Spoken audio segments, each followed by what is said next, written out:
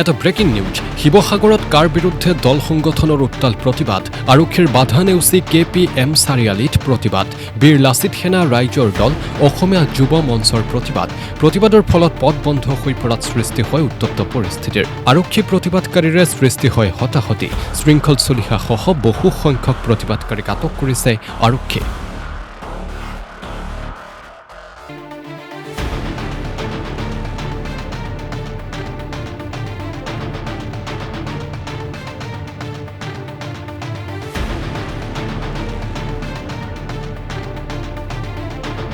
শিৱসাগৰত কাৰ বিৰুদ্ধে দল সংগঠনৰ উত্তাল প্ৰতিবাদ আৰক্ষীৰ বাধা নেওচি KPM চাৰিআলিত প্ৰতিবাদ বীৰ লাচিত সেনা ৰাইজৰ দল অসমীয়া যুৱ মঞ্চৰ প্ৰতিবাদৰ ফলত পথ বন্ধ হৈ পৰাত সৃষ্টি হয় উত্তপ্ত পৰিস্থিতিৰ আৰক্ষী প্ৰতিবাদকাৰীৰে সৃষ্টি হয় হতাহতি শৃংখল চলিহা সহ বহু সংখ্যক প্ৰতিবাদকাৰীক আটক কৰিছে আৰক্ষী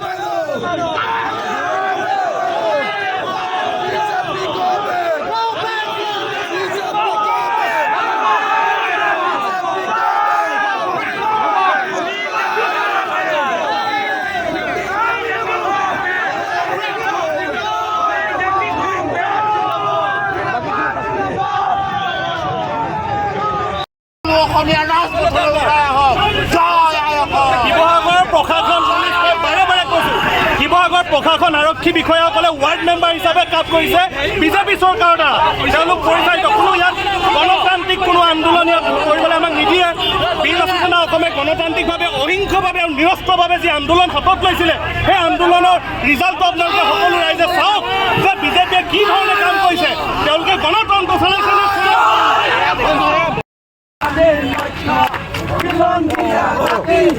জনজাতি জনগোষ্ঠী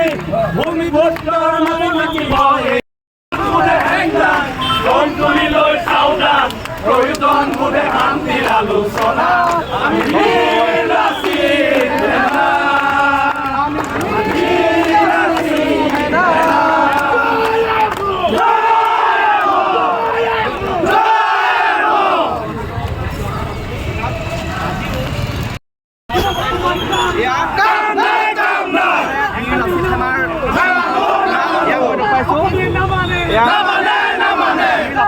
উপৰিও ৰাইজৰ দল অসমীয়া যুৱ মঞ্চকে ধৰি বিভিন্ন সংগঠনৰ নেতাকৰ্মীয়ে অংশগ্ৰহণ কৰিছে। শিৱসাগৰ এই ধৰণে আইন বাতিলৰ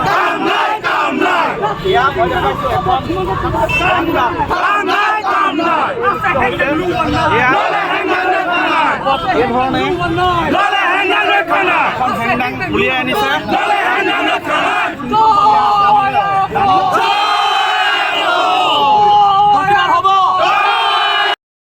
তাৰপিছত তেওঁলোকক প্ৰটেকশ্যন দিছে।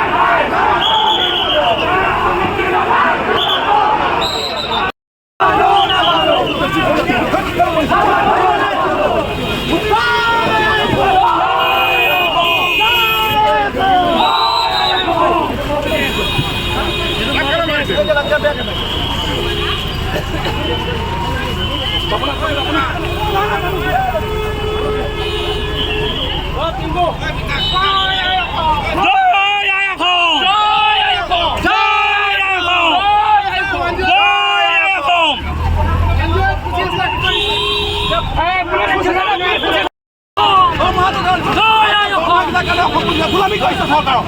অসম পুলিচ মুৰ্দাবাদ। অসম পুলিচৰ মানুহটো নহ'ব কি বুলি ভাবিছে? এইখন চৰকাৰ সদায় নাথাকে, অসম পুলিচ সদায় থাকিব লাগিব। আমি কিন্তু অহিংসাত নোৱাৰে।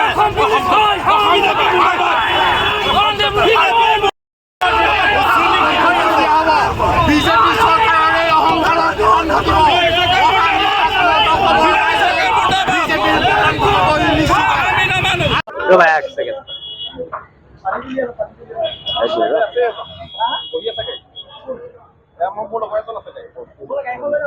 কা বলবৎ হ'ল চাওক এটা কথা আমি স্পষ্টভাৱে ক'ব বিচাৰিছোঁ চৰকাৰে তেওঁলোকে নীতি নিৰ্দেশনা দিব পাৰে তাৰ কিন্তু কেতিয়া কোনো কাৰণত অসমৰ জনসাধাৰণৰ মজিয়াত কেতিয়াও বিহিত হোৱা নাই এটা কথা আপোনালোকক স্পষ্টভাৱে ক'ব বিচাৰিছোঁ আজি অসমে প্ৰত্যেকজন অসমে এই বিষয়ত বিলাসিতা অসম বুলি নহয় আমি অসমৰ ৰাইজক এটা আহ্বান জনাব বিচাৰিছোঁ প্ৰত্যেকজন ৰাইজ ওলাই আহক কাৰণ এই জাতিধ্বংসী বিধেয়কখন কেৱল আপোনাৰ মোৰ বাবে নহয় এই জাতিধ্বংসী বিধেয়কখনৰ যোগেদি এচাম বহিৰাগত ব্যক্তিয়ে অসমত আহি পেলাই আমাৰ ওপৰত বৰ্মতা দেখাবহি গতিকে ইতিমধ্যে গম পাইছে ত্ৰিপুৰা ইতিমধ্যে দ্বিতীয় ত্ৰিপুৰাৰ ইতিমধ্যে যি ঘটনা পৰিঘটনা ঘটিছে সেই ঘটনা দ্বিতীয় ত্ৰিপুৰী অসমত হ'বৰ কাৰণে বেছি টাইম নালাগিব গতিকে আমি ইয়াৰ পৰা এটা আহ্বান অসমৰ জনসাধাৰণক আপোনালোকে এই বিষয়টো হৃদয়ংগম কৰক যে আহি থকা কিমান এটা ভয়ানক এটা দিন আহি আছে গতিকে অসম চৰকাৰে এটা কথা ক'ব বিচাৰিছোঁ যিখন চৰকাৰে জাতি মাটি আৰু ভেটি শ্লোগান দিছিলে যিখন চৰকাৰে অসম আৰু অসমীয়া ওপৰত বৰ্মতা দেখায় সেইখন চৰকাৰে যদি কেতিয়া কোনো কাৰণত অপৰাধ নিৰ্মূল কৰিব পৰা নাই আমি চৰকাৰখনক ক'ব বিচাৰিছোঁ যে আপোনালোকে কি উদ্দেশ্য প্ৰণোদিতভাৱে অসম আৰু অসমীয়া ইমান অত্যাচাৰ চলিছে আমি ধিক্কাৰ জনাইছোঁ এইখন চৰকাৰ প্ৰত্যেকটো কৰ্মক্ষেত্ৰত চাওক আমাৰ হিতাধিকাৰী সৃষ্টি কৰি ইয়াত লাভ নাই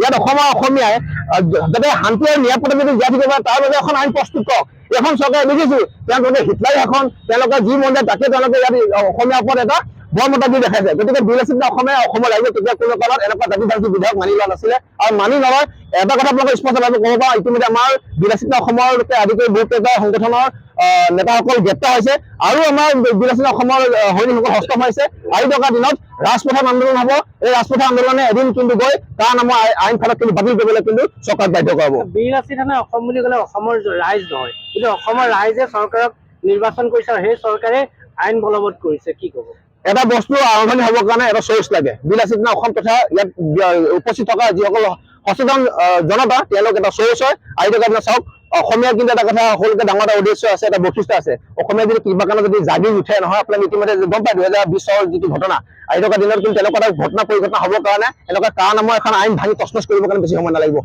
মানুহখিনিয়ে চাই আছে তেওঁলোকে যেতিয়া এটা সীমা অতিক্ৰম কৰিব তাৰপিছত কিন্তু অসম চৰকাৰ ভাঙি তছনছ হৈ যাব যেতিয়া সংকল্প যাত্ৰা হৈছিল শদিয়াৰ পৰা ধুবুৰীলৈকে চব জাতীয় সংগঠনে শদিয়াৰ পৰা ধুবুৰীলৈ যাত্ৰা কৰিছিলে সেই সময়ত পঞ্চায়তৰ নিৰ্বাচন হৈছিলে তেতিয়া বিজেপি আটাইতকৈ বেছি চিট পাইছিলে কি ক'ব এই ক্ষেত্ৰত আমাৰ এতিয়াও সন্দেহজনক স্থিতি আছে আহি থকা দিনত আমি সেইটো কাৰণে হাজাৰবাৰ ক'ব বিচাৰোঁ ইভিএমৰ পৰিৱৰ্তে মানে বেলেগ পেপাৰ চিষ্টেম কৰক মানে ৰাইজে দিছে ইভিএমত শেষ হৈছে আমি বিচাৰোঁ আৰু এটা জনাভূত হ'ব লাগে এই ক্ষেত্ৰত বৰ্তমান পৰিৱেশতো মানুহ চবতকে বেছি আঁকোৱালি বিজেপিৰ ফালে লৈছে আপোনালোকে কৈ আছে অসমৰ ৰাইজে কাৰ নামানে গম পাব ৰাইজে বিজেপি গম পাব মই কৈছোঁ না আপোনাৰ ব্ৰিটিছৰ দিনৰ আপোনাৰ কানি আৰু বৰ্তমান দিনত সৃষ্টি কৰা হিতাধিকাৰী মাজত একো পাৰ্থক্য নাই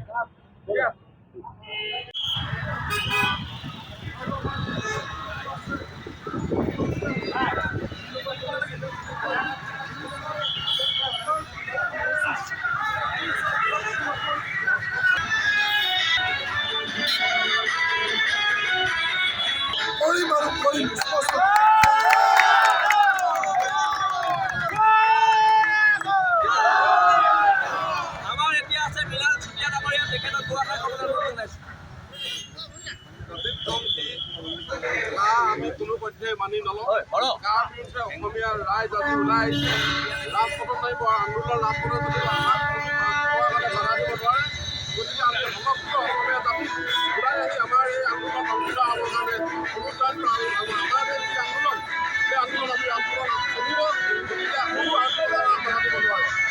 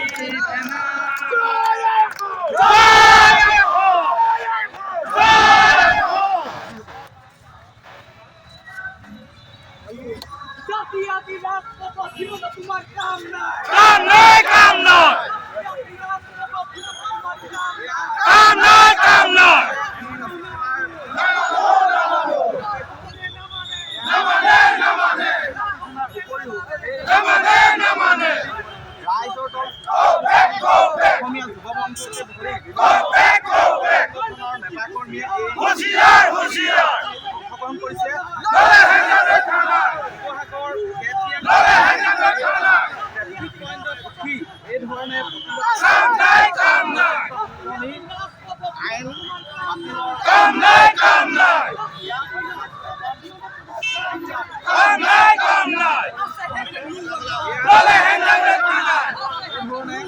ললে হেণ্ডাং খানা উলিয়াই আনিছে ললে হেণ্ডাং খানা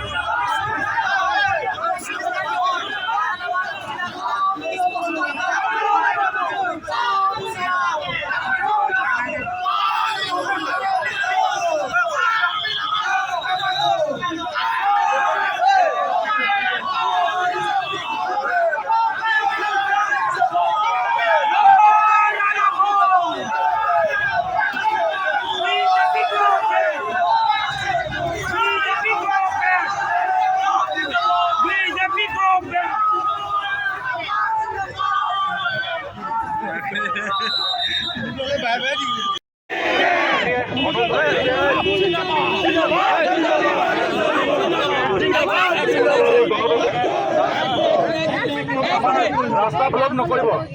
আপোনালোকে এটা কথা সুধিছোঁ, আমাৰ ৰংঘৰলৈ যোৱাৰ আমাৰ অধিকাৰ নাই। আমি শান্তি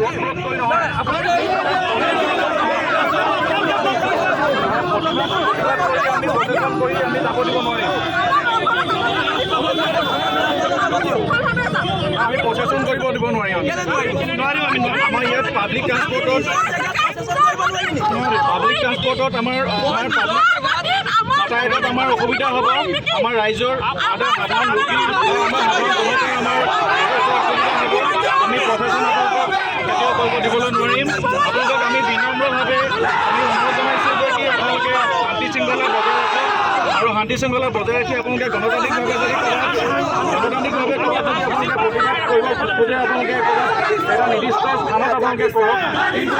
কিন্তু প্ৰতিবাদ কৰিবলৈ যাওঁতে আমাৰ সাধাৰণ জনতা আমাৰ ৰাস্তাত যথেষ্ট অসুবিধা হ'ব। আপোনালোকে নিৰ্দিষ্ট স্থানত কৰক। আমি বিনম্ৰভাৱে অনুৰোধ জনাইছোঁ, যিহেতু আমাৰ বাহাল ৰখাৰ পৰিপ্ৰেক্ষিতত আইন শৃংখলা বাহাল ৰখাৰ পৰিপ্ৰেক্ষিতত 144 ধাৰা আমাৰ জাৰি কৰা আছে। আমি অনুৰোধ জনাইছোঁ পুনৰবাৰ আপোনালোকে যদি শান্তি শৃংখলা বজাই নৰাখে আমি আপোনালোকৰ এই সমবেত এছেম্বলিলৈ আমি ঘোষণা কৰিবলৈ বাধ্য হ'ম আৰু আমি আইনগতভাৱে ব্যৱস্থা ল'বলৈ আমি বাধ্য হ'ম। গতিকে আপোনালোকক বিনম্ৰভাৱে অনুৰোধ জনাইছোঁ, আপোনালোকে গণতান্ত্ৰিকভাৱে আপোনালোকে প্ৰতিবাদ কৰক, কোনোবা নিৰ্দিষ্ট স্থানত বহি পেলাই কৰক। কিন্তু আপোনালোকে ৰাস্তা ব্লক কৰিলে মানে আমাৰ নিজৰে নহয়, কেৱল আমাৰ পাব্লিক সাধাৰণ লোকেই আমাৰ অসুবিধা হ'ব।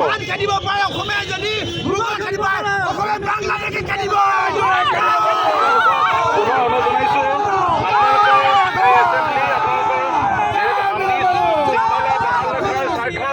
আমি আনলফুল এছেম্বলি ডিক্লেয়াৰ কৰিব আমি বাধ্য হ'ম আৰু পুনৰবাৰ আমি অনুৰোধ জনাইছোঁ আপোনালোকে ৰাস্তা ব্লক নকৰিব। আপোনালোকে ৰাস্তা ব্লক নকৰিব। আপোনালোকক বিনম্ৰভাৱে অনুৰোধ জনাইছোঁ, আপোনালোকে ৰাস্তাটো ব্লক নকৰিব। সাধাৰণ জনতাৰ যথেষ্ট অসুবিধা হৈছে। আপোনালোকে ৰাস্তাটো ব্লক নকৰিব। আমি বিনম্ৰভাৱে অনুৰোধ জনাইছোঁ, আপোনালোকে ৰাস্তা প্ৰচেছন নকৰি গণতান্ত্ৰিকভাৱে আপোনালোকে নিৰ্দিষ্ট স্থানত আপোনালোকে প্ৰতিবাদ সাব্যস্ত কৰক। তাত গণতান্ত্ৰিকভাৱে আপোনালোকে কৰক, কোনো অসুবিধা নাই। কিন্তু ৰাস্তা প্ৰচেছন নকৰিবলৈ আমি বিনম্ৰভাৱে অনুৰোধ জনাইছোঁ। আপোনালোকৰ কথা শুনিছোঁ, নিশ্চয় শুনিছোঁ, আপোনালোকৰ কথা নিশ্চয় শুনিছোঁ। আমি অনুৰোধ জনাইছোঁ মাত্ৰ ৰাস্তাটো ব্লক নকৰিব। ৰাস্তাটো ব্লক হ'বই। প্ৰচেছন কৰিব দিব নোৱাৰিম আমি। আপোনালোকে বৰ্ডিং কৰি কৰক, কোনো কথা নাই, বা কোনোবা নিৰ্দিষ্ট স্থানত কৰক, কথা নাই। আমি প্ৰচেছন কৰিব দিব